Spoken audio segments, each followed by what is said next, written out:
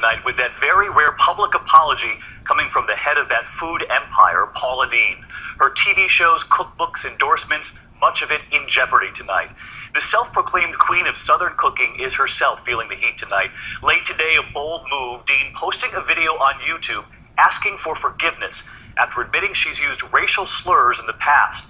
And tonight, as we come on the air, already a decision from arguably her most important partner, the Food Network, saying they are not renewing her contract, they're ending the relationship. Again tonight, ABC's Steve Osunsami on the power of words and the powerful consequences.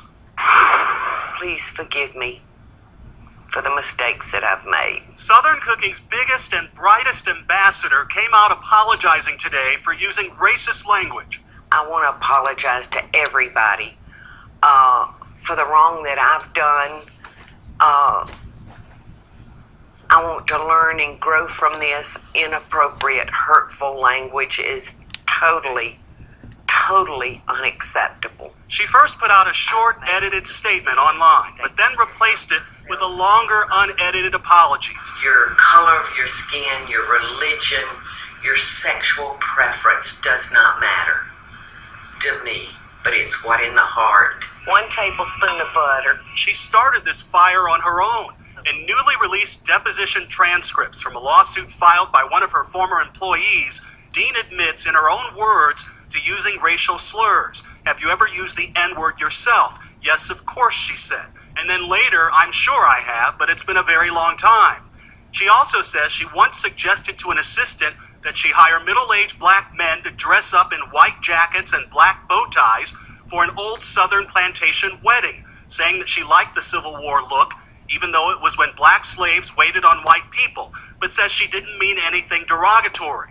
For a Southern woman who's published 14 best-selling cookbooks and built a nearly $16 million empire representing all things good, delicious, and fried about the South, those words were tough on her brand. Everybody's up in arms about Paula Deen. Late today, the Food Network announced it will not renew Paula Deen's contract when it expires at the end of this month. I beg you, my children, my team, my fans, my partners, I beg for your forgiveness. The big question now for Deen is whether her apology is enough. Losing the TV show, a big platform, could be just the beginning, unless time heals the wound. David? Steve Osunsami leading us off tonight. I want to bring in ABC's chief legal affairs anchor and the new anchor of Nightline, Dan Abrams. And Dan, this began with a case that few of us had heard about.